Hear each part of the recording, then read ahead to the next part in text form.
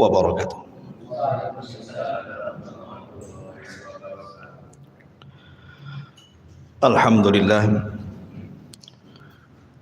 Alhamdulillahilladzi hadana lihadza wa ma kunna linahtadiya laula an hadanallah. Asyhadu an la ilaha illallah wahdahu rabbi la syarika lah wa asyhadu anna Muhammadan abduhu wa rasuluhu alladzi la nabiyya ba'da, amma ba'du. Hadirin dan hadirat yang dimuliakan Allah Subhanahu wa taala, biasa kita membahas tentang Siratul Mustafa alaihi salatu wassalam. Maka malam ini karena lagi viral di media tentang dunia paranormal dan perdukunan yang berkedok agama, maka malam ini kita akan khusus membahas seputar dunia perdukunan dan juga paranormal. Karena pembahasan ini bukan pembahasan biasa. Ini menyangkut akidah umat Islam, menyangkut agama. Makanya pembahasan ini harus sering digaungkan di tengah-tengah masyarakat, karena dampaknya sangat besar sekali. Bagaimanapun dunia seperti ini lebih dekat kepada kesyirikan dibandingkan kepada tauhid. Dan tidak ada dosa yang lebih besar di permukaan bumi ini melebihi kesyirikan. Jangan lagi syirkul akbar, syirik besar seperti dunia perdukunan dan paranormal. Syirik kecil saja dikhawatirkan Nabi SAW. Kata Nabi SAW, sesungguhnya sesuatu yang paling aku takutkan menimpa kalian adalah asyirkul asghar, syirik kecil. Kemudian Rasul ditanya, apa itu syirik kecil? Maka Nabi SAW mengatakan, ar-riya, seseorang beribadah ingin dipandang manusia. Itu saja Nabi SAW ketakutan kalau seandainya syirik kecil ini sampai menimpa seorang muslim, apalagi syirik besar. Makanya Imam Az-Zahabi rahimahullahu ta'ala dalam kitabnya Al-Kabair, kumpulan dosa-dosa besar, beliau meletakkan urutan pertama dalam kitabnya adalah asyirku billah, kesyirikan kepada Allah Subhanahu wa ta'ala. Kemudian setelahnya as-sihr, dunia sihir. Saking bahayanya diletakkan pada urutan pertama. Ma'asyiral muslimin yang dimuliakan Allah Subhanahu wa ta'ala, di dalam Al-Quranul Karim Allah Subhanahu wa ta'ala berfirman, wa ma yu'minu aktsaruhum billahi illa wa hum musyrikun. Dan sebagian besar manusia tidak beriman kepada Allah melainkan dalam keadaan mempersekutukan Allah Subhanahu wa ta'ala. Jadi orang-orang yang terjerumus kepada kesyirikan, bukan mereka itu di luar daripada Islam, tidak. Orang-orang yang melakukan praktek perdukunan atau orang yang datang ke dukun, itu bukan orang kafir. Kita tidak membahas orang kafir, tetapi kita membahas orang-orang yang mereka KTP-nya Islam, dukunnya Islam, yang datang ke dukun juga Islam. Yang lebih heran lagi, mengatasnamakan Islam. Kemudian yang datang juga mengatasnamakan pengobatan Islam. Cara pengobatannya dikatakan cara pengobatan Islam. Ini yang kemudian kita angkat bicara. apakah memang praktek-praktek seperti itu dari Islam atau justru praktek kesyirikan. Ma'asyiral muslimin yang dimuliakan Allah Subhanahu wa taala. Sebelum saya menjelaskan tentang poin-poin, karena ada beberapa poin yang ingin saya jelaskan. Pertama, soal pengobatan. Yang kedua, soal keanehan-keanehan. Karena kita bisa melihat kadang-kadang para praktisi yang seperti itu dipertontonkan keanehan.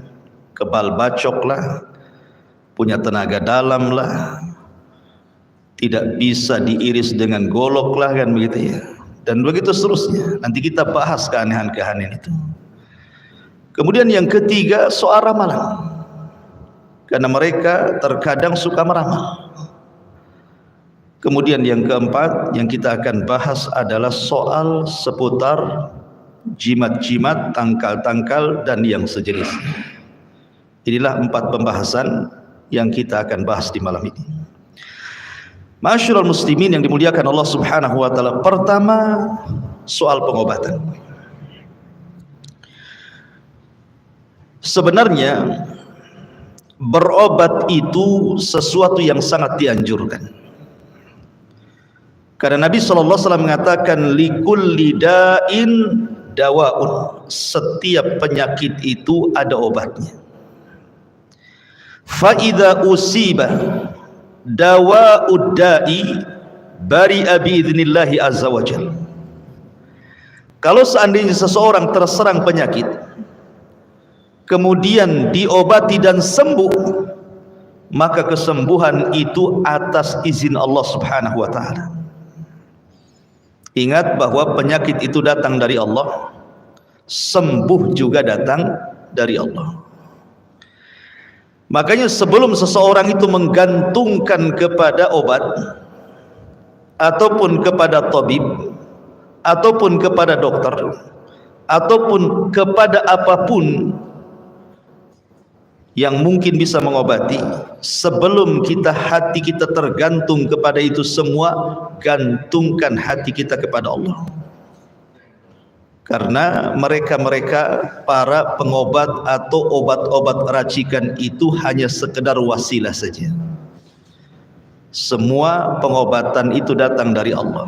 Fa idza maridtu fahuwa yashfin. Kata Ibrahim, kalau aku sakit maka Allah lah yang menyembuhkanku.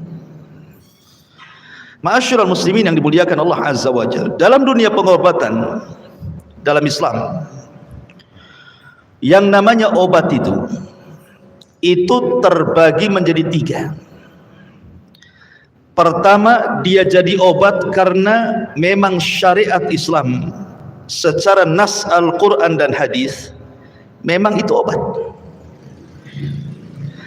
Yang kedua, memang tidak terdapat dalam Al-Quran atau dalam hadis Nabi yang sahih itu obat, tetapi ada penelitian secara ilmiah yang dilakukan oleh saudara-saudara kita dalam dunia farmasi dan pengobatan atau dalam dunia herbal bahwa ini adalah obat.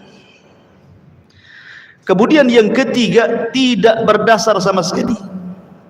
Quran tidak mengatakan ini obat, hadis tidak mengatakan ini obat, dunia farmasi pengobatan herbal juga tidak dikatakan ini obat, tiba-tiba dijadikan obat.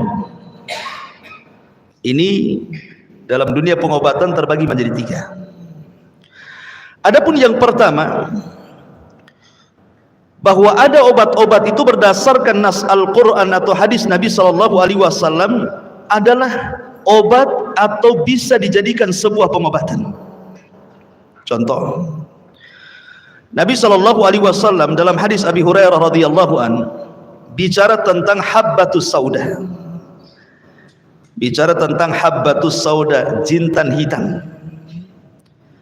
Kata Nabi SAW, fil habbatis sauda shifaun min kulli da'in illa sam. Kata Nabi SAW, di dalam jintan hitam itu ada obat untuk mengobati semua jenis penyakit kecuali kematian.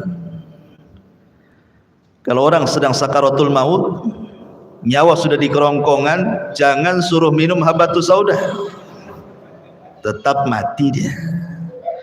Kematian tidak bisa ditangkal dengan habatus sauda ya. Kematian itu takdir yang datang dari Allah Subhanahu wa taala.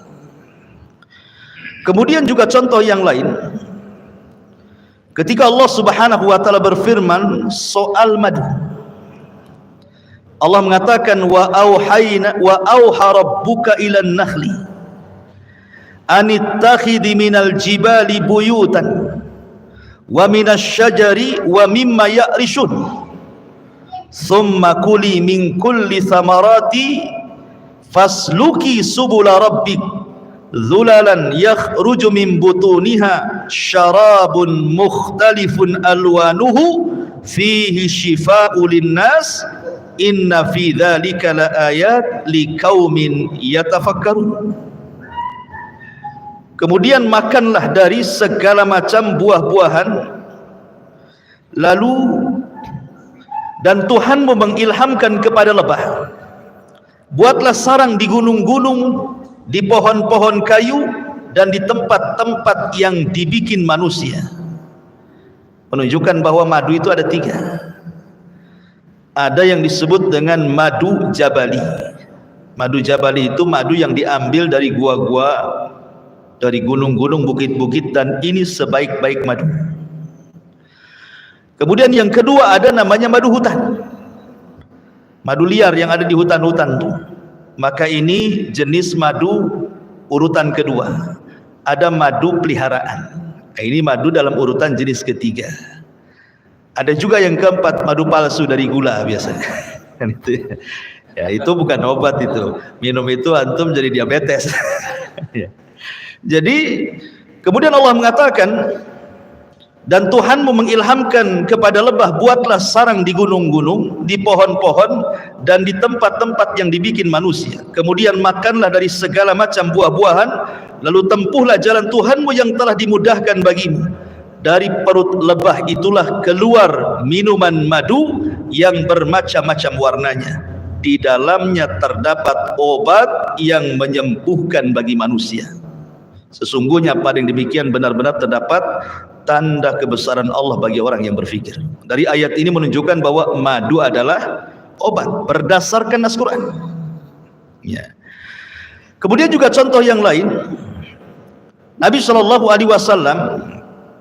bersabda tentang minyak zaitun. Kata Rasul, intadimu bizaiti waddahinu bihi fa innahu min syajaratin mubarakah.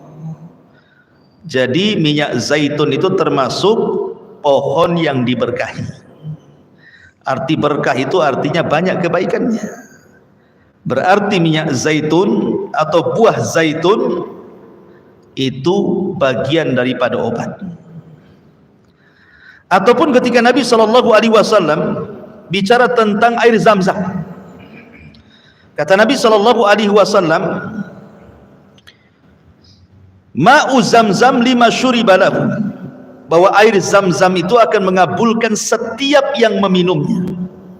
Kalau diniatkan obat, maka jadi obatnya. Kalau diniatkan untuk cerdas, insya Allah jadi cerdas. Yang penting belajar habis minum. Jangan habis minum tak belajar, bodoh terus. Ya. Kemudian juga Nabi SAW juga mengatakan dalam hadis yang dikeluarkan oleh Imam At-Tabrani, yang dihasankan oleh Syekh Nasiruddin Al-Albani rahimahullah ta'ala, khairu ma'in ala wajhil ardi ma'u Zamzam fihi ta'amun minat tu'mi wa shifa'un minas saqami. Sebaik-baik air yang terdapat di permukaan bumi itu adalah air Zam-Zam. Padanya bisa digunakan untuk pengganti makanan atau obat dari penyakit. Di sini ada kalimat syifa'un minas suqmi, obat untuk penyakit. Jadi air Zam-Zam itu berdasarkan nas hadis adalah obat. Ataupun umpamanya dalam bentuk hijamah, berbekam. Nabi SAW disebutkan dalam hadis Ibni Buhainah radhiyallahu anhu, dia mengatakan ihtajaman Nabi SAW wa huwa muhrim. Rasul melakukan hijamah, bekam. Berarti berdasarkan nas hadis bekam itu bagian pengobatan. Kemudian juga termasuk ruqyah, maksudnya membacakan Al-Quran, dan itu berdasarkan nas Quran. Allah mengatakan wa nunazzilu minal Quran ma huwa shifaa'un wa rahmatun lil mu'minin, dan kami turunkan Al-Quran sebagai obat. Jadi Quran itu obat, bisa dibaca langsung atau pakai media air putih seperti ini. Pamannya ini air putih, kita bacakan surah Al-Fatihah, setiap ayat kita tiup, setiap ayat kita tiup. Ini sudah jadi air ruqyah, bisa jadi obat. Ya. Dan banyak lagi minyak tin, buah tin, karena Allah bersumpah dalam Al-Quran wattini wazaitun. Ya. Lah, kesimpulannya bahwa kalau memang berdasarkan nas Al-Quran ini obat, berdasarkan nas hadis Nabi SAW ini obat, berdasarkan perbuatan Rasul ini obat, maka kita katakan ini obat dan halal berobat, bahkan terkadang dianjurkan. Ini yang pertama. Ada obat atau sistem pengobatan itu memang dianjurkan berdasarkan nas Quran dan nas hadis. Satu. Yang kedua, ada pengobatan itu ataupun sesuatu yang bisa dijadikan obat itu memang berdasarkan penelitian ilmiah, sudah diteliti di lab, memang ilmiah. Contoh umpamanya ada akar rumput, akar pohon gitu ya. Kalau akar gigi enggak. Jadi seandainya kemudian ini diteliti, oh akar ini bisa mengobati asam urat, bisa mengobati kolesterol, ya tidak apa-apa dijadikan obat, walaupun tidak 100% gitu ya, tapi kebanyakan orang minum itu sembuh. Atau dedaunan, atau rerumputan, atau biji-bijian gitu ya. Kalau berdasarkan penelitian dalam dunia farmasi atau kedokteran atau dalam dunia herbal, memang diteliti ini obat, sebab mengobati penyakit tertentu, maka mubah hukumnya selama zatnya tidak haram. Ya, maksudnya zatnya tidak haram itu seperti anjing itu kan zatnya haram. Mau direndam pakai rinso kemudian digoreng tetap saja haram, namanya zatnya. Ya kan? Artinya bahwa kalau berdasarkan penelitian ini obat dan terbukti walaupun tidak 100%, maka halal dan boleh. Masalahnya yang ketiga, tidak ada penelitian dalam dunia farmasi, dalam dunia kedokteran, dalam dunia herbal, tidak pula Al-Quran mengatakan ini obat ataupun pengobatan, tidak pula hadis Nabi mengatakan ini obat ataupun pengobatan, tiba-tiba dijadikan obat atau pengobatan. Inilah yang disebut dengan ja'ala sabab ma laisa bisabab, namanya menjadikan sesuatu sebab yang bukan sebab. Apa maksudnya? Menjadikan sebab yang bukan sebab. Ini, benda ini secara penelitian bukan obat, malah dijadikan obat. Itu namanya menjadikan sebab yang bukan sebab. Antara penyakit dengan obatnya itu nggak nyambung gitu maksudnya. Contoh umpamanya, ada orang berobat nih, tiba-tiba kemudian pengobatnya bawa kelapa muda, kemudian dengan mantra-mantra tertentu penyakitnya dimasukkan ke kelapa, pas dibongkar isinya keris kecil, jarum, silet gitu ya. Ini pengobatan apa? Apa hubungannya kelapa muda dengan penyakit? Ya kan? Nggak nyambung tuh. Ya. Atau umpamanya dengan benda-benda tertentu, dengan keris petir lah, batu petir, batu getar, batu merah delima, istilah-istilah itu ya, istilah-istilah dunia-dunia kayak gitu kan gitu ya. Ya. Atau dengan tasbih karomah, batuh karomah. Kok karomah-karomah? Karomah dari mana? Ya. Kan ada tuh pengobatan-pengobatan dengan seperti itu, dengan benang, dengan gelang. Itu nanti masuknya pada bab jimat, nanti terakhir kita jelaskan. Jadi jangan menjadikan obat sesuatu yang bukan obat, atau praktek-praktek itu tidak dikenal mengobati. Kan banyak tuh dalam dunia perdukunan itu praktek-praktek pengobatan, mentransfer penyakit ke ayam namanya kan. Kasihanlah ayam itu yang tadinya sehat jadi sakit. Kan gitu ya. Dolim sama ayam jadinya. Ya. Jadi ada orang-orang yang kemudian menggunakan sistem pengobatan itu di luar nalar. Kalau memang pengobatan-pengobatan seperti ini baik, kenapa di zaman salaf dulu, di zaman Nabi, di zaman para sahabat, di zaman para ulama tidak ada pengobatan kayak gini? Ma'asyiral muslimin yang dimuliakan Allah Subhanahu wa taala. Ini kalau cerita dunia pengobatan, nanti kita akan bentangkan, kita akan urut dulu sesuai pembahasan. Kemudian yang kedua, bicara soal keanehan. Keanehan ini kalau saya bagi ada 7 perkara. Pertama disebut mukjizat. Yang kedua disebut irhasat. Yang ketiga disebut karamah. Yang keempat disebut maunah. Yang kelima disebut al-ihana. Yang keenam disebut al-istidraj. Dan yang terakhir disebut as-sihru, sihir. Ya. Kita rinci apa maksudnya 7 keanehan ini. Yang pertama mukjizat.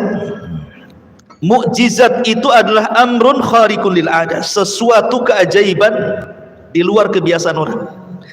Dan ini hanya dijadikan dan diberikan untuk para nabi dan rasul. Mukjizat ini khusus untuk menemani para nabi dan rasul, untuk membuktikan bahwa dia nabi, bahwa dia rasul. Seperti di zaman rasul terbelahnya bulan, ya kan? Kan aneh. Ataupun di zaman Nabi Musa tongkat jadi ular, memukul lautan terbelah 2, atau tangan dimasukkan ke pesak tiba-tiba bercahaya, atau di zaman Nabi Isa dia bisa menghidupkan orang mati dengan izin Allah, dan begitu seterusnya.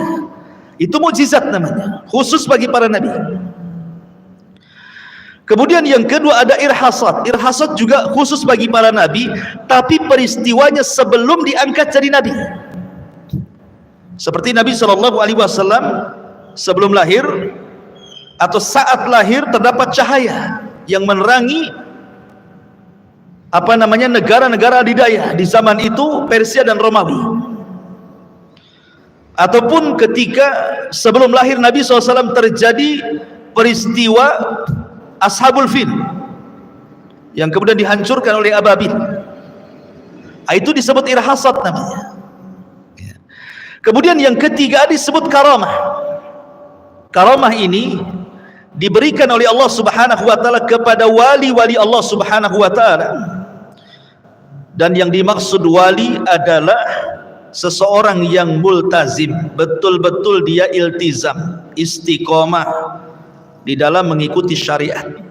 Memang orangnya taat, sholat, soleh, taqarrub kepada Allah gitu ya. Jadi karamah ini memang diberikan oleh Allah kepada wali-wali Allah. Dan wali-wali Allah itu bukan wali-wali tertentu. Wali-wali Allah itu setiap yang bertakwa kepada Allah, itulah wali Allah. Siapapun yang bertakwa kepada Allah Subhanahu wa taala berarti dia wali Allah. Tidak mesti wali 1, wali 2, wali 3, tidak. Semua orang bisa jadi wali. Apalagi antum nyokolahkan anak ke sekolah, jadilah wali murid. Bukan itu maksudnya. Jadi wali-wali Allah itu sebagaimana firman Allah Azza wa Jalla, mereka adalah orang-orang yang bertakwa. Dan takwa itu secara umum definisi yang sering antum dengar di khutbah Jumat, melaksanakan perintah dan menjauhi larangan. Maka itu karamah. Tetapi karomah itu satu, tidak bisa dipelajari. Dua, tidak bisa diulangi. Tiga, Allah Subhanahu wa ta'ala berikan kepada orang yang dikehendakinya. Dan orang yang punya karamah bukan berarti lebih mulia dibandingkan orang yang tidak punya karamah. Di zaman Rasul, di zaman Nabi SAW, Abu Bakar, Umar, dan begitu seterusnya tidak dikenal karamahnya, dikenal ibadahnya. Tapi ada sahabat Rasul yang diberikan karamah. Contohnya siapa? Tufail ibn Amr ad-Dawsi. Di tangan dia Abu Hurairah masuk Islam. Banyak sahabat yang masuk Islam di tangan Tufail ibn Amr ad-Dawsi, karena dia orang Daus. Abu Hurairah juga orang Daus. Ketika dia berdakwah ke Daus, pertama kali dakwah ditolak. Datang dia kepada Nabi. Nabi, saya sudah berdakwah kepada kaumku, tidak ada yang mau, berilah tanda kepada. Kata Nabi SAW, pulanglah, nanti akan Allah datangkan tanda kepadamu. Di tengah jalan, namanya orang dulu nggak ada senter. Zaman sekarang kan enaklah bawa senter gitu ya. Zaman dulu malam-malam gelap lah. Tiba-tiba di tengah jalan, dahinya bercahaya, nyorot gitu dahinya itu, ada cahaya nyorot ke depan. Bukan kayak sekarang orang cari kodok di ketaruh ini, bukan, memang ada, dia keluar cahaya gitu ya. Jadi dia takut kalau seandainya cahaya yang di dahinya itu menjadi fitnah. Akhirnya dia berdoa kepada Allah untuk dipindahkan cahaya, dipindahkan pula ke tangannya. Kemudian dia mengatakan, ya Rabb, aku takut jadi fitnah. Akhirnya dipindah ke mulutnya, jadi kalau ngomong berkilau-kilau dia. Sebab itulah banyak masuk Islam orang Daus. Apa berarti Tufail yang dikenal karomahnya seperti itu lebih mulia dibandingkan Abu Bakar dan Umar? Tidak. Tentu Abu Bakar dan Umar jauh lebih mulia, walaupun tidak dikenal karomahnya, kan begitu. Artinya bahwa karomah itu diberikan kepada wali-wali Allah dan tidak bisa dipelajari ya. Karena ada orang yang kemudian memasukkan karomah ke benda-benda tertentu kemudian dijual. Umpamanya beli tasbih biasa, umpamanya di pasar-pasar itu, kemudian direndam di air, dibacakan apalah sholawat, dzikir atau apa gitu kan, jadilah dia tasbih karomah. Dijual lah 1 juta. Ini mau jualan tuh apa? Ya kan? Nggak bisa, karomah itu nggak bisa diulang. Itu pertolongan dari Allah. Ya, ini disebut karomah namanya. Kemudian di sana yang nomor 4 disebut ma'unah. Ma'unah ini diberikan kepada siapa saja, ikhwan. Mungkin dia tidak terlalu taat, tapi Allah Subhanahu wa ta'ala menghendaki dia diberikan ma'unah. Ma'unah itu artinya pertolongan. Umpamanya begini, antum di hutan nih, antum di hutan ya, mungkin sholat ya sholat gitu, mungkin yang lain kurang lah, kadang sholat kadang maksiat gitu kan, tidak terlalu taat. Tapi terkadang Allah memberikan pertolongan kepada orang ini. Mungkin di hutan, tahu-tahu ketemu harimau, dikejarlah antum sama harimau, rupanya antum naik ke pohon, selamatlah antum. Siapa yang menyelamatkan? Allah. Ini disebut ma'unah namanya, disebut ma'unah. Atau contoh dalam kisah, dulu ada seorang pedagang soleh, orangnya baik, dia ingin mengantarkan barang. Kalau di zaman sekarang kan ada istilah travel gitu ya, untuk antar barang antar daerah. Zaman dulu kan tidak ada travel. Mereka kalau mau ngantar dagang, para pedagang itu menyewa orang tertentu, kemudian dinaikkan di unta, berapa unta, kemudian diantar. Akhirnya ada seseorang yang menawarkan membawakan dagangannya ke unta-unta dia dengan harga yang murah dan dijanjikan jarak tempuh yang cepat, pakai jalan tikus mungkin bahasa kita. Akhirnya mau deal, oke, diangkat. Rupanya sama travelnya ini dibawa ke tengah padang pasir yang tidak pernah dilalui orang. Ini pedagang soleh ini bingung karena tidak pernah dia lewat sini. Ketika sampai di tengah padang pasir, kok banyak tulang belulang nih, banyak tulang-tulang manusia di situ. Mulailah dia curiga. Akhirnya dia minta berhenti dan mengatakan kepada travelnya, bang, ini kok banyak tulang manusia di sini bang? Kata travelnya, rupanya kamu sudah tahu, saya ini bukan travel, saya ini penjahat. Oh, dia tahu ini penjahat. Dia mau ngambil barangnya, mau bunuh orangnya. Kata dia, kalau begitu ambillah barang, tapi jangan bunuh saya, biarkan saya balik. Maka kata penjahat ini yang ngaku travel ini, dia mengatakan, semua orang yang kubunuh ngomong begitu, tapi tidak saya lepaskan. Ketakutan dia. Akhirnya dia mengatakan, ya kalau begitu berikan waktu untuk aku melaksanakan 2 rakaat salat. Akhirnya dia ambil wudu dengan perasaan dagdikduk, namanya mau dibunuh habis itu kan. Kemudian ketika sholat, Allahu Akbar, tidak tahu apa yang dibaca. Ibaratnya kalau antum sholat ditodongkan pistol gitu ya. Habis sholat antum didor, kira-kira Fatihah antum hafal nggak? Aku gak bingung, karena udah jelas tuh habis sholat mati gitu kan. Stres orang ini, apa yang mau dibaca? Subhanallah, Allah ilhamkan ada surat yang melintas di pikiran dia. Apa suratnya? Amman yujibul mudtar idza da'a fayaksifus su ila akhiril ayat. Siapakah yang akan mengabulkan doa orang yang kesulitan manakala dia saat kesulitan? Dibacalah ayat itu cepat-cepat sama dia. Subhanallah. Ketika hampir dia selesai salam, dia melihat ada kuda putih, penunggang putih membawa pedang di tangannya, kemudian dengan cepat ke arah dirinya dan menebas orang jahat ini. Kata para ulama, itulah malaikat yang Allah kirim. Nah, bisa saja dalam bentuk maunah kan itu ya, orang dapat pertolongan. Ya. Kemudian juga yang nomor 6 ada yang disebut dengan nomor 5 ada yang disebut al-ihanah. Ihanah ini bukan keanehan, tapi sebaliknya.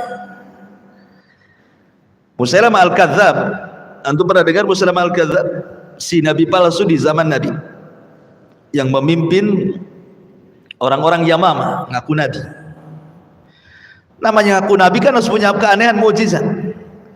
Akhirnya adalah orang yang buta sebelah datang kepada Musailamah al-Kadzdzab, ingin diobati matanya supaya dua-duanya melihat.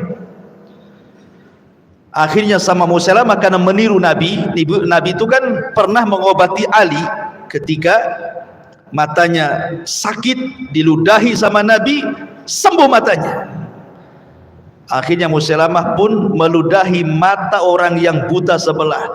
Ketika habis diludahi jadi buta dua-duanya. Namanya nabi palsu. Habis diludahi dua-duanya buta. Coba bayangkan ya. Itu namanya ihanah namanya. Dihinakan. Ya, bukannya sembuh malah nambah gitu ya.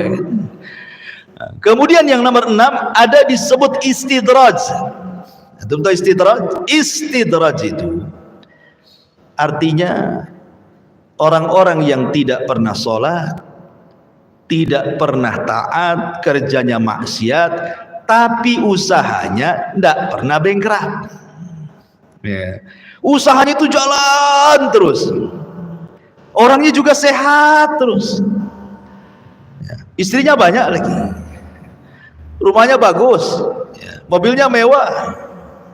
Itu disebut istidraj. Ya. Jadi jangan cemburu umpamanya orang yang tukang sholat taat kepada Allah Azza wa Jal, asih buka cincau gulung tikar, besoknya buka cilok gulung tikar, besoknya pokoknya setiap usaha gulung tikar ya. Jangan kemudian kita katakan akhirnya adalah orang itu aja nggak sholat kok bisa usaha, mungkin gara-gara sholat saya jadi gulung tikar ini. Jadi istidraj, orang seperti itu diberikan istidraj, dibiarkan seperti itu sama Allah di atas kesenangan sampai pada waktunya, maka Allah akan kirim adab kepada orang tersebut. Itu disebut istidraj. Dan yang terakhir disebut as-sihru, sihir.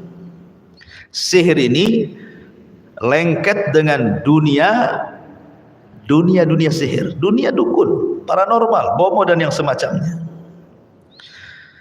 Di dalam tafsir Ibnu Katsir, Al-Hafidz Ibnu Katsir rahimahullahu taala ketika menyebutkan riwayat daripada Yunus ibn Abdul A'la As-Sadafi, muridnya Imam Syafi'i rahimahullahu taala, Dia menukilkan ucapan Imam Syafi'i rahimahullahu ta'ala dan ucapan Imam Lais, seorang ulama Mesir. Katanya Imam Syafi'i rahimahullahu ta'ala, "Idza ra'aitumur rajula yamshi 'alal ma'i wa yatiru fil hawa'i fala taghtarru bihi hatta tu'ridu amrahu 'alal kitabi was sunnah." Apabila engkau melihat seseorang yang berpenampilan agama, pakai jubah, pakai serban, janggutnya panjang, zikirnya lama gitu. Pokoknya penampilannya kayak penampilan agama. Mungkin dipanggil Gus, mungkin dipanggil Pak Yai, mungkin dipanggil Pak Ustad, mungkin dipanggil Tuan Guru, mungkin dipanggil apalah nama besar tokoh agama.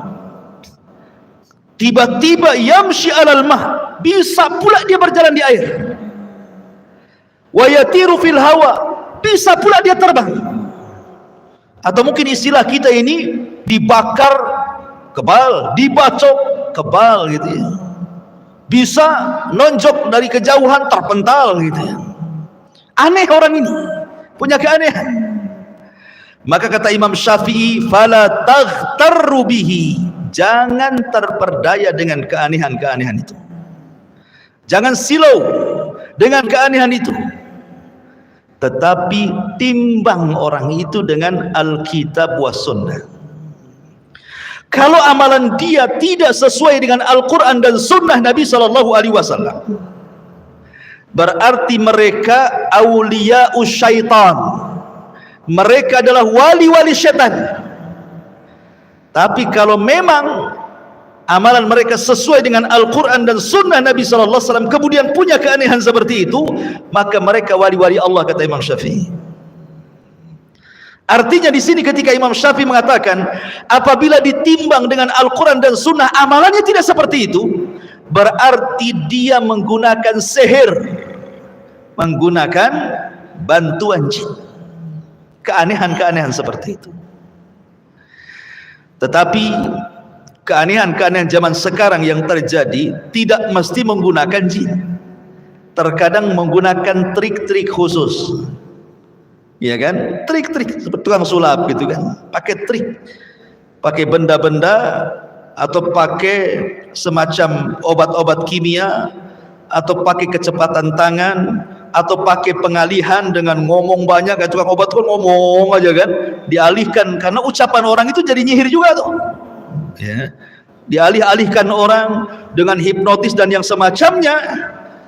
Ini pun tetap tidak dibolehkan, karena ini masuk dalam penipuan. Makanya kita lihat sekarang di media-media yang sekarang lagi viral kan, bahkan subscribe-nya itu bisa jutaan tuh, penontonnya ratusan ribu. Kalau dakwah kayak saya ini yang nonton 5 orang, 6 orang. Kalau yang dakwah tauhid ini memang yang nonton sedikit, tapi kalau dakwah syirik, ya Allah yang nonton tuh banyak kan ya. Coba kita lihat coba orang-orang yang sedang melakukan acting dunia perdukunan itu, atau menampakkan dunia kesaktian. Terkadang ada acara-acara itu yang disebut dengan gerebek dukun santet. Ya, gerebek dukun-dukun pelet. Nanti setelah digerebek itu, wah, adu kekuatan nih kawan. Nanti saling pental-pentalan tuh, terpental tuh. Belum ditonjok sudah mental tuh. Pakai tenaga dalam tuh. Yang herannya terkadang dikesankan nih, yang satunya nampak kayak dukun asli. Telanjang, jarang mandi, gimbal, jelek, menakutkan, padahal settingan. Yang satunya pula Masya Allah pakai jubah, janggutan, pakai serban, pakai tasbih, baca salawat, pakai zikir, baca Quran, waswes-waswes nggak jelas. Kita bayangkan ya. Padahal sebenarnya itu sedang berduel antar dukun dengan dukun. Kesannya yang satu dukun hitam, yang satu dukun putih. Jadilah hitam putih di situ. Kenapa saya katakan dukun hitam, dukun putih? Tetap juga dua-duanya dukun. Cuman kesannya dikatakan putih karena dandanannya ala gus, ala kiai, ala ustad, ala tuan guru kan itu. Kalau yang satu dukun hitam memang gayanya gaya iblis, gaya setan, gaya genderuwo dan begitu seterusnya kan itu. Dua-duanya dukun. Sebab kalau seandainya dia seorang ustad pernah di pesantren umpamanya kan, tentu dia akan menyibukkan dengan dakwah. Walaupun dia kemudian jadi praktisi pengobatan, maka dia akan mengobati dengan pengobatan yang saya tadi rinci tadi, dengan obat-obat yang memang secara Quran Sunnah itu obat, atau pengobatan secara Quran Sunnah itu dibolehkan seperti ruqyah, hijamah dan semacamnya, atau dengan herbal-herbal yang sudah diteliti, ya kan? Ini tidak pengobatan dengan aneh-aneh, memindahkan penyakit ke ayam, ke kelapa muda, kemudian seolah-olah ada jinnya, kemudian jin itu ditangkap, dimasukkan ke botol, kemudian dibuang, ya, botolnya bolong tuh bawahnya, keluar dari bolong jinnya. Terkadang ikhwatu fiddin, ada orang-orang itu sesuatu yang gaib yang hanya Allah tahu, kemudian dia menganggap dia tahu alam gaib. Perhatikan ikhwan, 5 kunci kegaiban itu tidak ada yang tahu kecuali Allah. Ada 5 kunci kegaiban, tidak ada yang tahu dari makhluk kecuali Allah. Sebutkan dalam sebuah hadis Nabi SAW dari Abdullah ibn Umar radhiyallahu an, anna Nabiy sallallahu alaihi wasallam qala mafatihul ghaibi khamsun. Kata Abdullah ibn Umar radhiyallahu an, Nabi SAW bersabda, kunci gaib itu 5 perkara, tidak ada yang tahu kecuali Allah. Kemudian beliau membacakan ayat dalam surah Luqman 34. Innallaha indahu ilmus sa'ati wa yunazzilul ghaitha wa ya'lamu ma fil arham wa ma tadri nafsum madza taksibu ghada wa ma tadri nafsum bi ayyi ardin tamut innallaha alimun khabir. Satu, sesungguhnya Allah hanya ada pada sisinya saja satu pengetahuan tentang hari kiamat. Pengetahuan tentang hari kiamat tidak ada yang tahu kecuali Allah. Jangan meramal tentang kiamat. Seperti pernah terjadi, ada orang yang meramal tanggal 15 bulan Ramadan akan terjadi dukhan. Ini ramalan, tidak ada yang tahu kecuali Allah. Kalau kiamat itu tidak ada yang tahu kecuali Allah, maka tanda-tanda besarnya pun tidak ada yang tahu kecuali Allah. Yang kedua, kata Allah mengatakan, dan dialah yang menurunkan hujan, wa yunazzilul ghaits. Tidak hujan atau hujan itu bukan urusan pawang. Ingat, pawang hujan tidak bisa mencegat hujan. Kan ada tuh pawang perempuan tuh bawa apa tuh, besi pukul-pukul wur kan itu ya. Tidak tahu kecuali Allah. Sok tahu dia. Ini Quran yang mengatakan soal turunnya hujan itu Allah yang tahu. Kalau orang dia mengetahui ini maksudnya gini, turun hujan aja tidak tahu macam mana mau cegah hujan gitu maksudnya. Kalau seandainya mungkin dia itu menggunakan ilmu fisika namanya kan, dengan melihat perakiran cuaca, ya tidak masalah. Ya, itu ilmiah itu. Tapi kalau umpamanya kemudian seperti cerita di kampung-kampung, saya pernah cerita, ada pawang hujan itu tidak pakai baju, gila-gila orangnya. Jadi kalau ada orang walimah cari dia. Kemudian udah dicari, agak gila-gila, suruh datang ke walimah dikasih makan banyak. Kemudian disuruhnya dia mencegat hujan agar nanti walimah jangan hujan. Caranya gimana? Terlentang dia, suruh kencing ke langit. Anda orang gila. Ya. Ma'asyiral muslimin yang dimuliakan Allah Azza wa Jalla. Maka yang kedua, perkara hujan itu yang tahu kecuali Allah. Kemudian yang ketiga, kata Allah Subhanahu wa taala, wa ya'lamu ma fil arham. dan mengetahui apa yang ada dalam rahim. Bukan soal laki-laki dan perempuan, sekarang sudah ada alatnya USG, tahu ini, bukan. Maksudnya dalam rahim itu, apakah dia nanti lahir akan menjadi orang kaya, orang miskin, pejabat, tidak ada yang tahu orang ini. Itu semua takdir Allah Subhanahu wa Ta'ala. Dan ketika malaikat meniupkan takdir kepada bayi ini, tidak ada yang tahu, sampai si janinnya sendiri tidak tahu takdir dia. Itu kuasa Allah. Jangan sok-sok meramal. Ini lahirnya bintang gambar kambing nampaknya nih. Ini susah terus nih. Ini kalau jodoh dapat bintang nih gambar kalajengking nih. Oh bahaya nih. Nanti sebulan cerai dia. Gimana pula coba? Tidak ada yang tahu kecuali Allah. Kemudian yang keempat, wa ma tadri nafsum bima wa ma tadri nafsum madza taksibu ghadan. Dan tiada seorang pun yang dapat mengetahui dengan pasti apa yang terjadi besok hari, apa yang diusahakan dia nggak tahu. Jangan pula meramal nasib ya. Sehingga terkadang aneh orang-orang yang datang ke dukun ini, dia pengen usahanya kemudian lancar, jabatannya jangan sampai jatuh. Kalau bisa pemilihan kepala desa ini datang ke dukun minta supaya dia yang dapat, dan begitu seterusnya. Kita tidak tahu apa yang terjadi esok hari, itu urusan Allah ya. Kemudian yang terakhir, wa ma tadri nafsum bi ayyi ardin tamut, dan tiada seorang pun yang dapat mengetahui di bumi di mana dia mati. Kita mati di mana? Karena persoalan itu bukan di mana dia mati, ikhwan, tapi bagaimana kita mati. Terserah mau mati di mana saja. Ya, mau mati di Mekah, mau mati di sini, terserah. Yang penting bagaimana caranya kita mati. Jangan sampai kita mati suul khotimah, itu aja. Tapi kematian kita ini tidak ada yang tahu kecuali Allah. Inilah disebut dengan mafatihul ghaib, yang selalu digunakan oleh para normal, para dukun untuk meramal. Dalam istilah kita meramal nasib gitu ya. Ini soal kegaiban.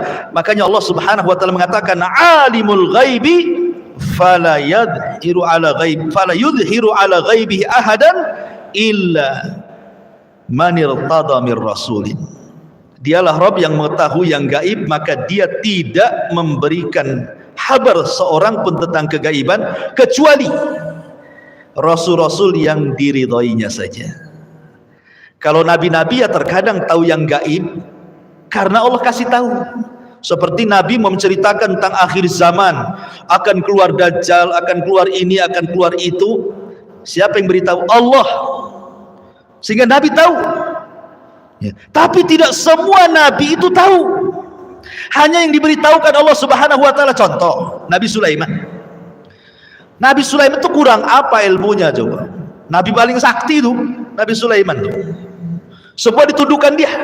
Hewan ditundukkan dia, awan ditundukkan dia, jin aja ditundukkan dia. Tapi suatu ketika dia sedang membariskan pasukan, tidak ada pula Hudhud di situ. Di mana Hudhud? Awas saja, sebentar lagi kalau dia datang tidak dapat alasan ku azab dia atau ku bunuh dia. Tahu-tahu datang si Hudhud nih. Kemudian menceritakan kepada Nabi Allah Sulaiman alaihi salatu wassalam dan mengatakan alasannya kenapa dia tidak hadir. Dia mengatakan apa? Aku barusan terbang ke Yaman. Bayangkan Sulaiman di Palestina, terbang pula ke Yaman. Secepat itu Hudhud. Artinya diberikan kemampuan Hudhud itu ya. Kemudian pulang lagi ke Palestina, menceritakan bahwa aku baru saja dari Yaman, aku lihat ada kerajaan indah, seorang ratu yang jadi rajanya. Masalahnya masyarakatnya menyembah matahari dan bulan. Sulaiman nggak percaya begitu saja. Betul tak? Kalau kau nggak bohong, kirim surat ini. Dikirim surat untuk supaya Ratu Balkis masuk Islam. Lah Sulaiman tidak tahu kok di Yaman itu ada kerajaan, ya kan? Padahal dia seorang nabi loh, dia tidak tahu. Ma'asyiral muslimin yang dimuliakan Allah, kalau Sulaiman saja seorang nabi yang bisa menundukkan berbagai macam, tidak tahu kok di Yaman ada kerajaan, tiba-tiba di zaman sekarang ada dukun lebih sakti pula daripada Sulaiman. Wah, kan hebat kali itu kan. Bisa lah dia ramah-ramah. Ya. Nah, Sulaiman loh, nabi luar biasa, nabi, raja gitu ya, yang paling masuk di tengah-tengah Bani Israel. Tidak tahu kondisi di Yaman dengan Palestina. Bahkan ketika Sulaiman meninggalnya gimana? Sedang duduk di singgasana. Kan jasad para nabi itu dijaga oleh Allah dan tidak akan dimakan tanah. Makanya walaupun bertahun-tahun dia seperti itu jasadnya, walaupun ruhnya sudah tidak ada. Jadi Sulaiman ketika dicabut ruhnya dan dia sedang duduk di kursi kebesarannya, disangkanya sedang tidur Sulaiman, jin itu masih kerja saja. Baru setelah rayap-rayapnya itu menggerogoti kursinya, kemudian roboh, jin tahu. Apa kata jin? Kalau tahu Sulaiman sudah mati dari dulu, ngapain lagi kita kerja, dihinakan oleh dia, katanya. Coba, jinnya saja tidak tahu yang gaib. Sementara dukun-dukun ini kerjasamanya sama jin. Jinnya tidak tahu yang gaib. Informasi kegaiban paranormal itu dari jin. Kalau jinnya tidak tahu yang gaib, berarti dia menginformasi sesuatu yang dusta. Ketika yang diinformasikan kedustaan, berarti dukun sedang berdusta. Itu namanya silsilah dusta. Jin membohongi dukun, dukun pula membohongi kita. Kita pula mau dibohongi. Nah, itu masalahnya. Ma'asyiral muslimin yang dimuliakan Allah Subhanahu wa taala. Jadi kita tahu bahwa kalau kita cerita tentang keanehan-keanehan, masuk yang mana ini? Yang sekarang dipertontonkan di depan kita ya, baik itu asli ataupun settingan, masuk pada yang mana? Mukjizat. Bukan nabi dia, ya kan? Irhasat. Bukan juga dia nabi dan rasul, karena itu kan terjadi sebelum seseorang nabi diangkat. Karomah umpamanya ya, anggaplah karomah. Karomah tidak bisa dipelajari. Kemudian kita lihat orang-orang itu kan hanya di media saja nampaknya itu pakaiannya soleh kan. Ya namanya orang mau disorot kamera, ya tidak mungkin lah pakai pakaian sembarang. Ya kalau bisa nampak ustadznya kan itu ya.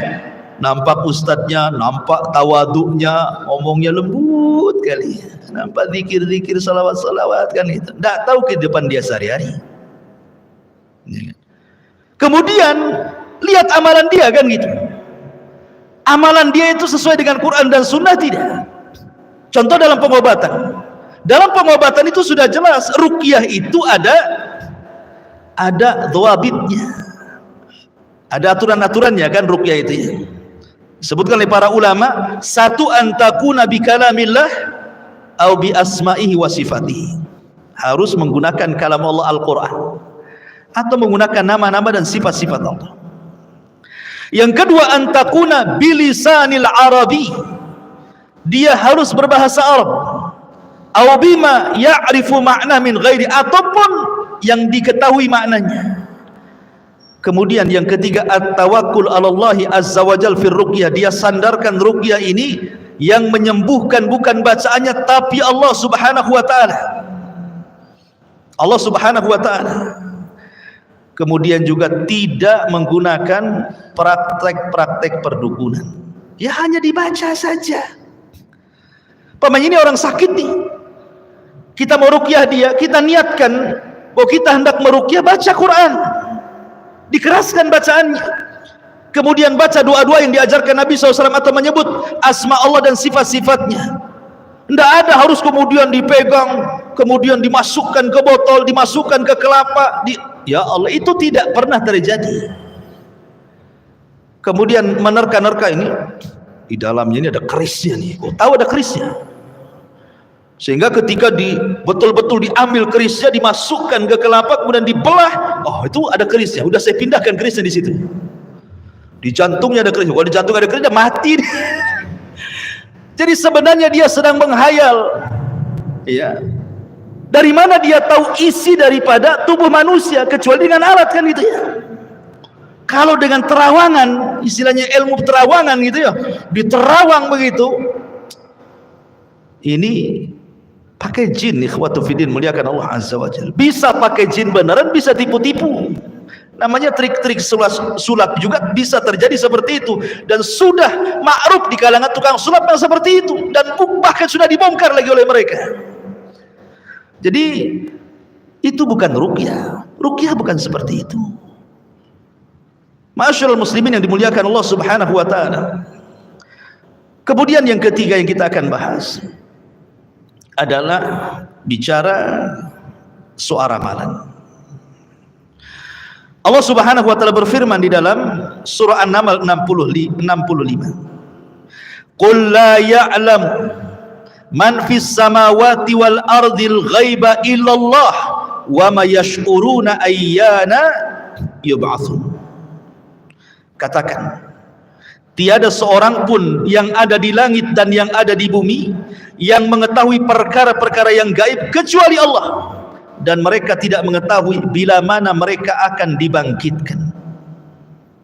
Kemudian Allah mengatakan juga dalam surah Al-An'am ayat 59, wa indahu mafatihul ghaibi la ya'lamuha illahu wa ya'lamu ma fil barri wal bahri wa ma tasqutu min waraqatin illa ya'lamuha wa la habbatin fi dhulumatil ardi wa la ratbin wa la yabisin illa fi kitabim mubin.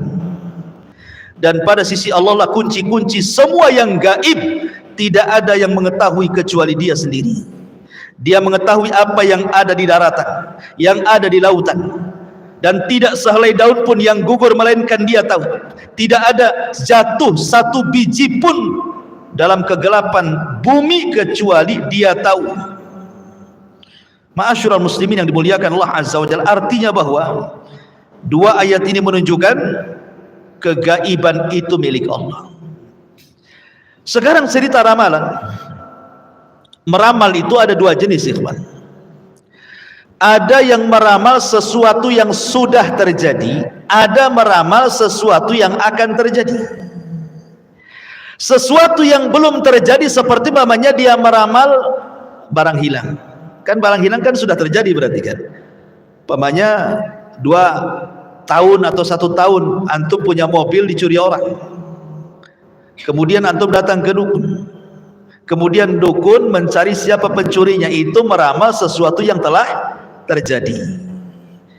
Kemudian dukun mengatakan, oh sini tengok jarinya. Nah, kan itu ya. Biasanya orang-orang kayak gini kan tengok pakai tengok tangan. Ya, ramalan-ramalan itu macam-macam yang saya lihat itu. Seperti umpamanya melihat telapak tangan, ataupun melihat tanggal lahir, atau melihat golongan darah gitu ya, melihat mangkok, melihat kartu, melihat garis di tanah, melihat tanda tangan juga dilihat ya, coba tanda tangan sampai tanda tangannya dilihat, atau huruf abjad, atau tanda lahir, macam-macam lah orang itu kan. Namanya orang meramal itu kan macam-macam yang dilihat tuh kan. Kemudian dia nerawang, oh mobil kamu tuh dicuri di daerah Tiban ya. Pak dukun, RT berapa? Siapa lurahnya? Sebelah mana gangnya? Itu biasanya nggak bisa tuh. Dia umum saja, pokoknya Tiban kampung lah. Nomornya, rumahnya, nomor sebelah nggak berani dia. Ya. Dia kan nerka-nerka saja. Sebenarnya dia tidak tahu yang gaib. Kalaupun seandainya nih seseorang berkomunikasi dengan orang dan seolah-olah dia tahu yang gaib, itu bisa saja ada kerjasama antara dia dengan jin. Contoh nih, umpamanya di televisi ada jin sedang praktek paranormal sedang mempraktekkan perdukunannya. Kemudian dari rumah ada orang yang konsultasi. Ini kan gak ketemu tuh, yang satu di televisi pakai kamera, yang satu pula di rumah. Mungkin yang satu televisi di Jakarta, yang konsultasi di Batam. Ya. Terkadang sang dukun itu bisa langsung nerka. Ibu ini tanggal lahirnya 23 April 1980 ya. Udah tua ibu nih. Kok tahu? Tahulah. Misalnya kayaknya ibu ini nama ibunya si Anu. Kok tahu Pak? Padahal saya belum kasih tahu nama ibu saya. Tahulah kan itu. Biasanya gitu ya. Pokoknya dia bisa nerka-nerka dan benar terkaannya itu. Tanggal lahirnya dia bisa nerka, nama ibunya dia tahu, nama bapaknya dia tahu gitu ya. Kemudian dia telah melakukan sesuatu dia tahu. Terkadang terjadi seperti itu. Lah kenapa dia bisa menerka? Bukankah jin paranormal itu tidak tahu yang gaib, apalagi yang satu di Jakarta, yang satu di Batam. Bisa terjadi dengan cara apa? Komunikasi antar jin. Setiap orang itu punya jin. Saya, Anda punya jin yang disebut dengan jin korin, ya, jin jahat. Dan dukun-dukun itu banyak peliharaan jin. Ingat, dukun-dukun itu mereka suka memelihara jin. Makanya sering saya ceritakan sama antum, mungkin pernah nggak cerita ya, tentang kisah penggerebekan dukun santet di Arab Saudi itu. Jadi di Arab Saudi itu ada namanya KPD, ya, KPD. Kalau di kita kan KPK. KPK itu apa? Hah? Artinya kepanjangan KPK apa? Komisi Pemberantasan Korupsi. Kalau di sana Komisi Pemberantasan Dukun, KPD. Ya. Jadi kepala polisinya nangkep tuh dukun tuh, nangis pula dukun itu ketika ditangkap. Kemudian kata kepala polisi, kenapa kau nangis? Katanya, Pak, saya nangis bukan karena saya ditangkap, tapi kayak saya nangis karena sebanyak itu jin yang aku rawat tidak ngasih tahu bahwa saya akan ditangkap. Itu masalahnya. Kok saya ini banyak jinnya, saya rawat jin-jin itu, kok satu pun nggak ngasih tahu bahwa saya akan ditangkap, katanya. Coba kalau dia kasih tahu, kan saya bisa kabur. Gitu kan? Saya bayangkan. Artinya dukun-dukun itu banyak peliharaannya. Jadi kalau dia sedang meramal sesuatu, pasti dia akan kerahkan jin-jinnya itu. Dan jin dukun akan berkomunikasi dengan jin si pasien. Ya. Jadi kalau dalam manusia itu ada namanya informan, kalau dalam dunia jin itu ada namanya inforjin. Tahu inforjin? Jin memberikan informasi sesama jin. Ya. Jadi jin dukun berkomunikasi dengan jin pasien. Kata jin pasien, ini tanggalnya sekian loh jin. Nah, dia kasih tahu kepada dukunnya, nama bapak ibunya ini loh jin. Nama jin ini kasih tahu. Jadi dia tahu, dapat informasi dari jin, gitu maksudnya. Kalau dia tidak punya jin, tidak mungkin bisa menerka. Tidak mungkin. Karena tapi tidak semua jin bisa menerka apa yang ada pada diri kita. Contoh kejadiannya ketika Hajjaj ibn Yusuf As-Saqafi. Hajjaj ibn Yusuf ini itu kan pemimpin zalim, walaupun dia hafal Quran tapi suka bunuh orang. Hajjaj ibn Yusuf As-Saqafi ini. Jadi Hajjaj ibn Yusuf ini manggil dukun. Kemudian sambil bincang-bincang, Hajjaj ini ngambil kerikil-kerikil di sampingnya sambil dihitung. Ya, dia nggak perasan dia sedang ngambil kerikil. Dihitungnya 1, 2, 3 sampai 10 kerikil, kemudian digenggam. Kemudian kata Hajjaj, wahai fulan, tebak berapa kerikil yang ada di tangan saya? Kata dukun ini 10. Pas dihitung betul 10. Terus diam lagi. Kemudian Hajjaj ibn Yusuf tanpa menghitung langsung main kerewak saja, diambil kerikilnya, nggak tahu berapa isinya. Berapa ini? Dia bingung. Ya. Sekian. Ternyata ketika dihitung meleset dia. Ya. Ternyata apa? Ketika kita tidak tahu, dia tidak tahu. Gitu maksudnya. Ketika kita tahu, dia tahu, gitu maksudnya. Ya, jadi tidak semua jin itu tahu. Kalau asal plek ini berapa? Tidak tahu. Nggak akan tahu. Coba saja antum buktikan. Tapi kalau antum hitung dulu, tahu dia. Ya, jin kita informasi sama dia. Kalau kita nggak ngasih tahu, jin kita ya bingung mengenai informasi berapa, katanya. Takut salah informasi dan tidak disalahkan sama jin. Ya. Jadi ikhwatu fi din muliakan Allah Subhanahu wa taala. Jadi ramalan-ramalan itu semua adalah dunia perdukunan. Dalam Islam tidak mengenal ramalan kecuali ramalan cuaca BMKG. Ya, itu sesuai dengan fisika, nggak apa-apa. Karena namanya ilmu perbintangan itu ada dua macam. Ada yang disebut ilmu tasyir, ada yang disebut ilmu taksir. Yang satu tasyir, yang satu taksir. Kalau tasir nggak apa-apa.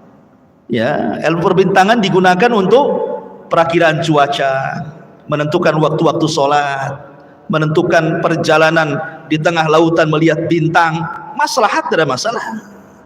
Tapi kalau sudah digunakan ilmu taksir itu artinya pengaruh, bahwa bintang-bintang tertentu memberikan pengaruh. Wah, ini namanya dunia ramal. Ya, bintang-bintang tertentu atau zodiak perbintangan tertentu bisa menentukan nasib orang, nasib masyarakat, nasib bangsa, nasib negara, nasib politik dan yang lainnya. Nah, itu sudah masuk ke ramalan. Ya, kan ada tuh yang udah meninggal ya, yang nenek siapa namanya yang luar negeri itu suka ramal-ramal tuh udah pakai bintang. Itulah, itu kan pakai zodiak perbintangan. Dan dulu kita masih kecil-kecil, kalau antum beli koran itu ada tuh, ya kan? Kalau koran-koran dulu, zaman dulu itu dicantumkan tuh bintang-bintang itu, ya. Dengan hokinya, dengan sialnya, dijelasin tuh. Ya, kalau tanggal sekian berarti bintang ini, berarti sialah kau katanya. Gitu. Kalau ini hokilah antum katanya. Jadi terkadang ikhwatu fillah muliakan Allah, dalam ramalan-ramalan seperti ini tidak ada yang tahu kecuali Allah Subhanahu wa taala. Kemudian yang terakhir yang kita bahas bisa tentang jimat. Dari Imran ibn Husain radhiyallahu anhu. Nabi sallallahu alaihi wasallam absara ala adudi rajulin halqatan arahu. Nabi SAW pernah melihat ada seorang laki-laki pakai gelang yang nampak gitu ya. Ada sahabat pakai gelang, seorang laki-laki lihat Nabi. Ketika Rasul mengatakan, apa ini? Ya, gelang itu dari kuningan, in sufr. Maka kemudian dia mengatakan, minal wahina.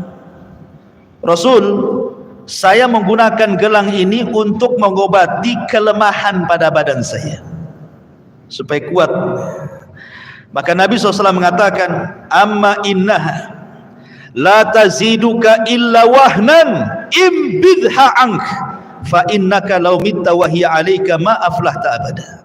Sebaiknya kata Rasul, cabut, buang, karena gelang itu tidak menambah kecuali kelemahan. Kalau engkau meninggal dan gelang itu masih ada di tanganmu, kau tidak akan selamat.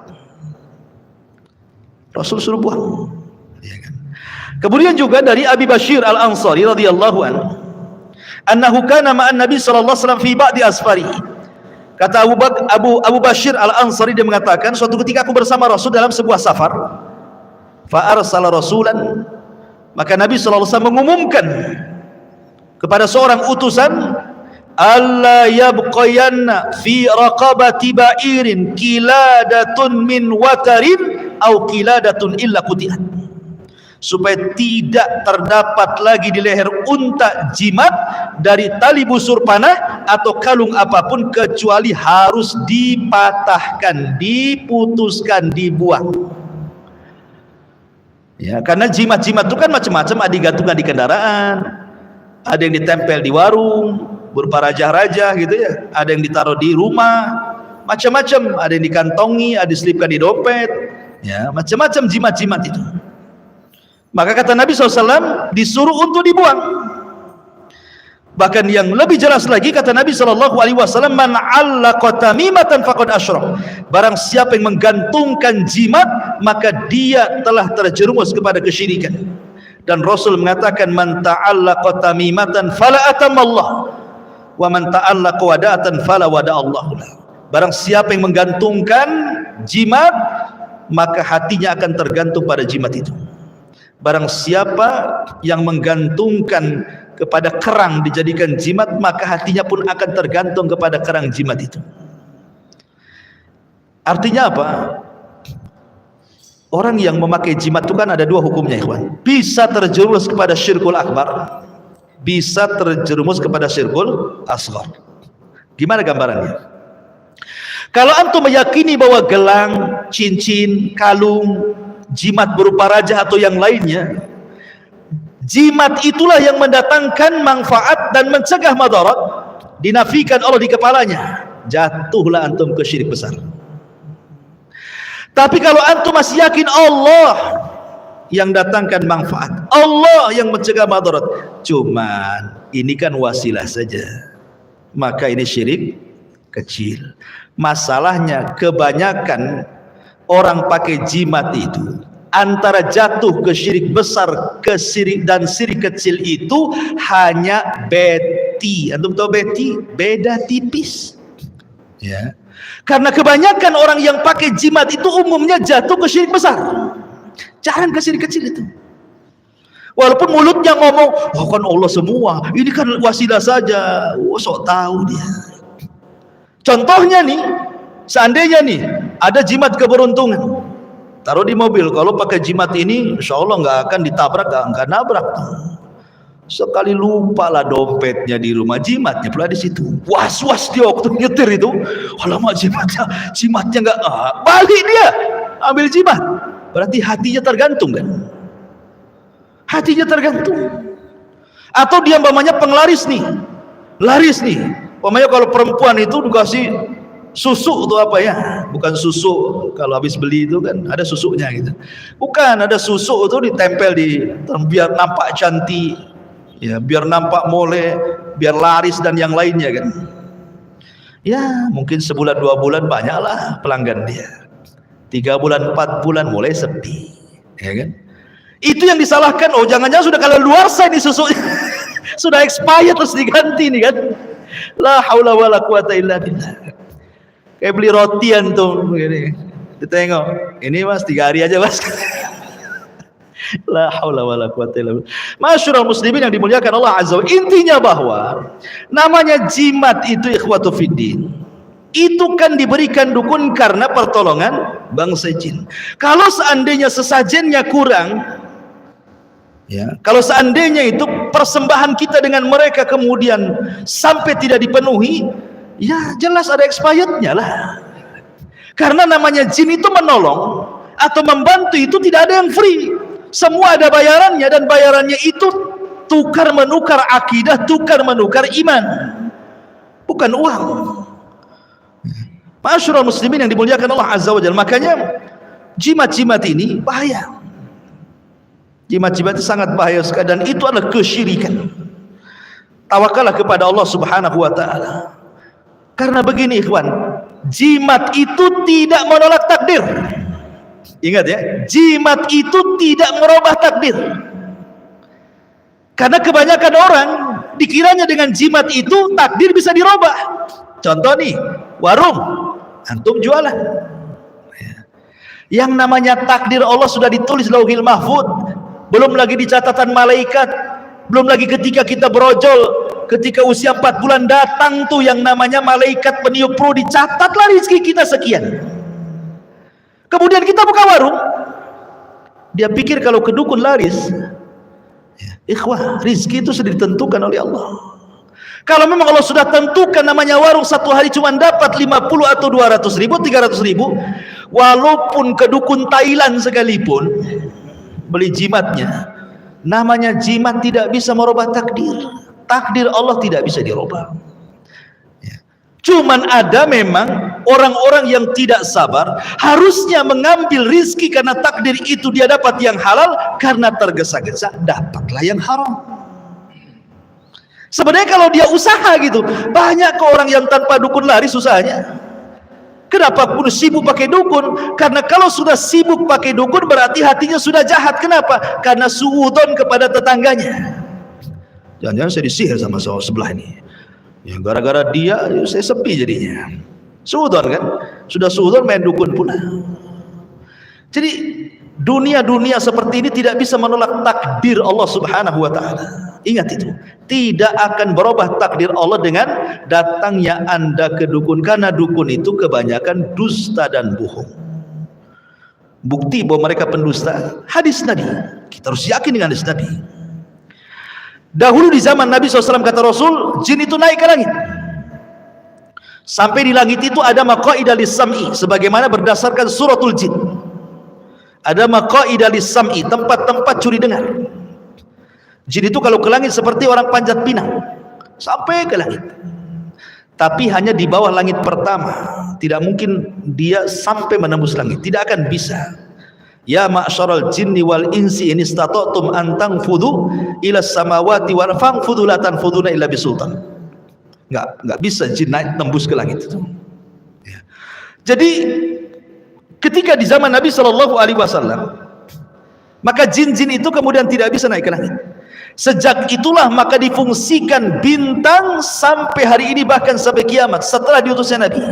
Bintang itu apa? Difungsikan untuk melempar jin-jin yang ada di langit. Karena jin-jin yang ada di langit ini selalu mencuri dengar dari wahyu yang Allah wahyukan kepada para malaikat. Kemudian dicuri dengar, kalau sudah dapat satu kalimat disampaikan ke jin yang di bawahnya. Jin yang di bawahnya disampaikan ke yang di bawahnya. Yang di bawahnya sampai kepada jin yang ada di bumi. Setiap jin yang menyampaikan kepada jin yang di bawahnya selalu menambahkan satu kalimat.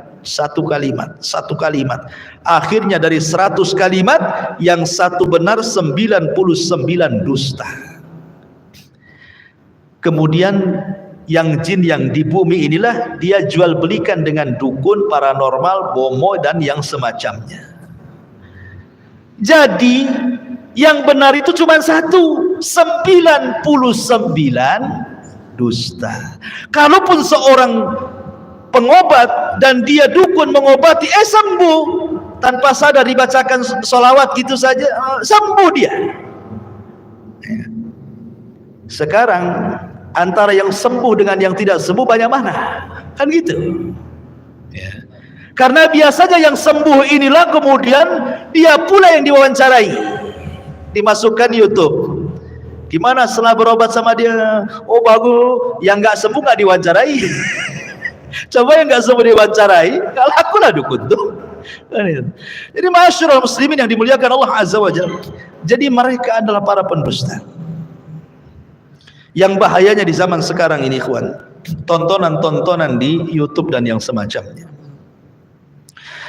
Kita lihat tontonan-tontonan itu seperti gerebek dukun, kemudian adu kesaktian antar dukun, kemudian pengobatan yang tidak dikenal dalam syariat Islam, ya, dipertontonkan. Kemudian setelah ada orang-orang yang membongkar, tiba-tiba sebagian mereka sadar, kemudian baru ngomong bahwa ini adalah settingan. Padahal ketika dia membuat konten itu tidak ada tulisan untuk hiburan atau settingan, kan itu seolah-olah beneran. Kalau mungkin orang-orang cerdas, ini settingan. Gimana kalau orang-orang itu jahil, tidak pernah belajar iman, nggak pernah belajar tauhid, orang awam, ya, kemudian dipertontonkan seperti itu, setan pula masuk seolah-olah beneran. Hebat kali orang ini, digolok nggak mempan, dibakar nggak mempan, ya, ditonjok, orang yang nonjoknya mental. Kemudian dipraktikkan dunia pengobatan ala mereka. Kok bisa ya orang yang sakit kemudian disuruh terlentang, dibawalah kelapa muda, entah ngomong-ngomong apa pakai ya, kayak gaya-gaya sinetron, diambilnya dari tubuh itu dimasukkan ke kelapa, isinya jarum, silet, macam-macam. Kalau isinya uang 200.000 kan enak. Ini isinya macam-macam di situ. Lah kemudian ditonton nih. Kalau seandainya orang itu tidak punya iman, ikhwan, bisa saja kemudian dia berpikir, wah ini orang hebat ini. Apalagi kalau seandainya keluarganya sakit. Orang sakit itu setan lebih dekat dibandingkan malaikat. Karena setan tidak mau orang sakit parah mati itu husnul khotimah, tidak mau. Gimana caranya dia husnul khotimah? Makanya diberikan waswas, berobatlah kok ke sana, berobatlah kok ke sana, gitu maksudnya. Akhirnya berobatlah ke sana. Apa yang terjadi? Dua hadis Nabi cukup. Hadis yang pertama kata Nabi SAW, man ata arrafan fasa'ala an syai'in lam tuqbal salatuhu arba'ina yawman. Siapa yang datang ke dukun hanya sebatas konsultasi, tanya tok, nggak membenarkan, ya nggak yakin, konsultasi saja, hanya tanya, itu sholatnya 40 hari ditolak, nggak akan diterima. Dan kebanyakan kan begitu ya. Biasanya kan kalau ada tayangan-tayangan di YouTube tuh, walaupun asalnya mungkin pada awalnya hanya editan, settingan, hiburan dan yang lainnya kan, Iya kalau orang cerdas. Kalau orang yang tidak cerdas disangkanya beneran, dicari-carinya nomor telepon dia. Cobalah dia telepon, kan itu ya, tanyakan, konsultasi dulu kan gitu ya. Konsultasi, kalau yang berkonsultasi atau yang dikonsultasikan kepada dukun 40 hari sholat kita ditolak. Kita sholat sunnah, sholat duha, sholat malam, sholat witir, qobliyah, sholat wajib, macam-macam sholat 40 hari ditolak. Apa tidak capek kita 40 hari sholat kemudian ditolak? Maksudnya sholat yang sudah dilakukan. Antum nih sholat sudah mengerjakan sholat selama 40 hari kemarin, itu ditolak, gugur semuanya. Kalau 40 ke depan nanti pula berdalil, kalau gitu nggak usah sholat lah 40 hari, kan ditolak. Nanti aja setelah 40 hari gitu. Masyarul muslimin yang dimuliakan Allah Azza wa Jalla. Atau hadis yang kedua, kata Nabi SAW, man ata arrafan au kahinan fasaddaqahu, man ata arrafan au kainan fasala an syai'in fasaddaqahu faqad kafara bima unzila ala Muhammadin sallallahu alaihi wasallam. Siapa yang datang ke dukun, tukang ramal, paranormal, bomo, dukun, macam-macam yang sejenisnya, bertanya, dibenarkan pula, jadi pasiennya pula, kemudian merasa dia sembuh, ada perubahan, padahal itu dukun, maka dia telah keluar dari Islam. Kalau sampai membenarkan, keluar dari Islam. Kalau hanya bertanya, sholatnya 40 hari tidak diterima. Kecuali kalau mau nguji, nggak apa-apa. Mau menguji kebohongan dia, nggak apa-apa. Kita datang ke dukun hanya untuk menguji kebohongannya, bahwa dia bukan dukun, nggak ada masalah. Ya, kalau antum ingin bongkar triknya dan antum punya trik, nggak ada masalah. Ma'asyiral muslimin yang dimuliakan Allah Subhanahu wa taala, karena Allah Subhanahu wa taala berfirman, hal unabbiukum ala man tanazzala syayatin. Apakah akan kuberitakan kepada kalian kepada siapa setan-setan itu turun, kata Allah. Tanazzalu ala kulli affakin athim yulquna sam'a wa aktsaruhum kadhibun. Maka Allah katakan mereka turun kepada tiap-tiap pendusta lagi banyak berbuat jahat, maksudnya para dukun dan tukang sihir. Setan-setan tersebut menyampaikan berita dusta kepada mereka supaya mereka melakukan kerusakan gitu ya, dan kebanyakan mereka adalah para pendusta. Imam Qatadah mengatakan ayat ini bercerita tentang para dukun. Ya, ketika Allah mengatakan, maukah aku beritahukan kepada siapa setan turun, maksudnya kepada para dukun. Karena dukun-dukun ini adalah corong-corongnya iblis. Corong-corongnya iblis itulah para dukun, siapa lagi? Maka sekali lagi ikhwatu fiddin, kalau seandainya Anda terkena penyakit, sakit, ya kan?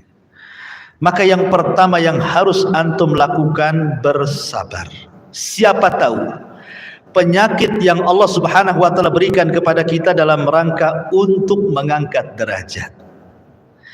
Boleh jadi dalam rangka untuk menggugurkan kesalahan. Mungkin dulu banyak maksiat, akhirnya Allah uji dengan penyakit sekarang. Boleh jadi mungkin untuk menggugurkan dosa-dosa lama, atau mengangkat derajat kita di hadapan Allah. Karena terkadang ada surga tidak bisa diraih dengan sholat, tidak bisa diraih dengan zakat, tidak bisa diraih dengan puasa, tidak bisa diraih dengan haji, hanya bisa diraih dengan sabar. Karena sabar itu ibadah yang tidak ada lipatannya. Innama yuwaffas sabiruna ajrahum bighairi hisab. Allah itu akan memberikan pahala orang sabar tanpa batas. Yang kedua, selain sabar, maka ada upaya tawakal. Sebelum kita datang ke dokter, sebelum kita datang ke apotek, sebelum kita datang ke tabib-tabib, ya, ke sinse-sinse dan yang semacamnya, maka gantungkan hati kita ke Rabb yang menciptakan mereka, yang menciptakan obat-obat yang mereka racik, gantungkan kita kepada Allah dulu, karena mereka yang menciptakan dokternya. Allah lah yang menciptakan dokter, Allah yang menciptakan tabib, Allah yang menciptakan obat. Sebelum hati kita gantungkan kepada dokter dan racikan obatnya, gantungkan dulu kepada Allah. Dengan cara apa?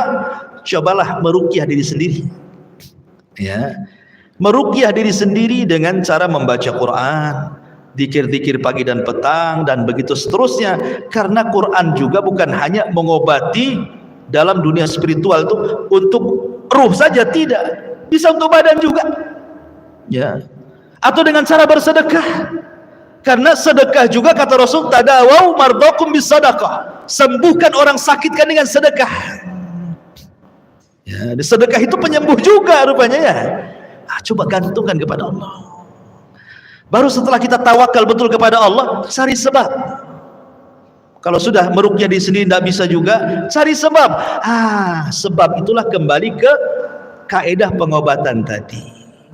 Ada obat-obatan yang memang secara nas Quran itu obat, makan. Atau cara-cara secara Quran Sunnah itu pengobatan seperti bekam ruqyah, atau mungkin dengan cara obat-obat yang diteliti farmasi dan kedokteran, belilah di apotek, kan itu ya. Atau datang ke dokter yang memang dia ahli dan memang ilmiah, dia sudah tahu ilmunya. Jadi harusnya seperti itu, ya, bukan terburu-buru gitu ya. Karena orang itu maunya instan saja, maunya sekarang sakit datang ke dukun, di penyakitnya ditarik langsung sembuh, kan, maunya instan orang sekarang. Ya, maunya itu cepat ditarik kemudian dimasukkan ke kelapa biar kelapa yang sakit katanya. Jadi intinya Bapak ikhwatu fiddin, terkadang sakit itu sebenarnya membawa berkah. Sakit itu membawa berkah. Dan ingat bahwa ketika para dukun berhubungan dengan jin, kemudian kita datang kepada mereka, hakikatnya kita itu sedang ta'awun 'alal birri wat taqwa, ikut tolong-menolong di atas perbuatan keji dan dosa. Enggak boleh. Ikhwan, Nabi ketika peperangan, banyak loh jin-jin di zaman Nabi yang masuk Islam. Jin-jin yang masuk Islam di zaman Nabi banyak, kan, awalnya dari 7 jin tuh. Makanya disebutkan dalam surah Jin, ketika Rasul sedang sholat subuh, ketika dari Taif gak dapat orang yang didakwahi, kemudian Rasul sholat subuh baca ayat Al-Quran, datang pula 7 jin dari Yaman masuk Islam. Kemudian jin-jin ini pulang ke Yaman berdakwah, ribuan jin masuk Islam. Kemudian Nabi SAW berdakwah lagi, 4 kali Rasul berdakwah kepada jin. Tapi dalam setiap peperangan tidak ada riwayat Nabi minta tolong sama jin. Tidak ada riwayat. Harusnya Nabi SAW ketika perang Uhud itu kan kalah kaum muslimin tuh, 70 sahabat gugur, Nabi sampai rompong gigi depannya, bahkan pipinya terkena serpihan, bahkan Nabi dikabarkan mati. Kenapa tidak meminta pertolongan jin? Coba kalau seandainya Nabi minta pertolongan jin, jin kan gak terlihat, ikhwan. Innahum yarakum min haitsu la tarawnahum. Mereka melihat kita, kita pula tak melihat dia. Pertanyaannya, kalau antum kelahi dengan musuh yang tidak terlihat, kira-kira siapa yang kalah, siapa yang menang? Kan itu ya. Antum yang kalah. Ya. Antum yang kalah pastilah, kan itu ya. Kalau orangnya nggak lihat, saya ini nggak melihat antum, antum melihat saya nonjok kemana nih? Antum dia ketok aja kepala saya, kan? Kan itu ya. Kenapa Nabi tidak minta bantuan coba kepada jin-jin Yaman itu ketika perang Uhud itu? Oh, kalau datang jin-jin itu sebentar aja ngalahkan, tapi Rasul tidak minta bantuan sama jin. Padahal berhak Nabi meminta bantuan, kan? Tapi tidak mengajarkan meminta bantuan kepada jin. Ya. Sahabat juga sama, karena tahu konsekuensinya. Ya. Ada orang belasan, Ustadz, kita kan hanya berhubungan dengan jin muslim. Dari mana kamu tahu itu jin muslim? Jin itu pendusta. Jin itu pendusta. Iya muslim tapi fasik, sama aja. Banyak manusia juga muslim tapi preman, kan banyak. Jin juga kurang lebih lah. Kehidupan jin itu sama dengan kita. Ada preman pasarnya, ada. Ya ada orang solehnya, jin soleh juga ada. Makanya Allah mengatakan, wa inna minna salihuna wa minna duna dzalikunna tara'iqa qidada. Jin itu ada yang soleh, ada yang enggak. Kami bertingkat-tingkat sama dengan manusia. Intinya ma'asyiral muslimin yang dimuliakan Allah Azza wa Jalla, jangan sampai berdekatan dengan dunia perdukunan. Itu saja. Itu merusak akidah. karena dikhawatirkan keyakinan kita berubah, kemudian masuk ke dalam kesyirikan dan kita tidak sempat bertobat, kemudian kita mati, maka Allah mengatakan lain asyrakta la yahbatanna amaluka wa la takunanna minal khasirin. Kalau engkau sampai melakukan kesyirikan, hancur lebur amalan engkau dan engkau termasuk orang yang rugi, dan Allah haramkan surga bagi dia. Wallahu a'lam bishawab. Ini yang bisa saya sampaikan, mudah-mudahan ada manfaatnya. Akhirul kalam, subhanakallahumma wa bihamdika asyhadu an la ilaha illa anta astaghfiruka wa atubu ilaik. Allahu ta'ala alam. Assalamualaikum warahmatullahi wabarakatuh.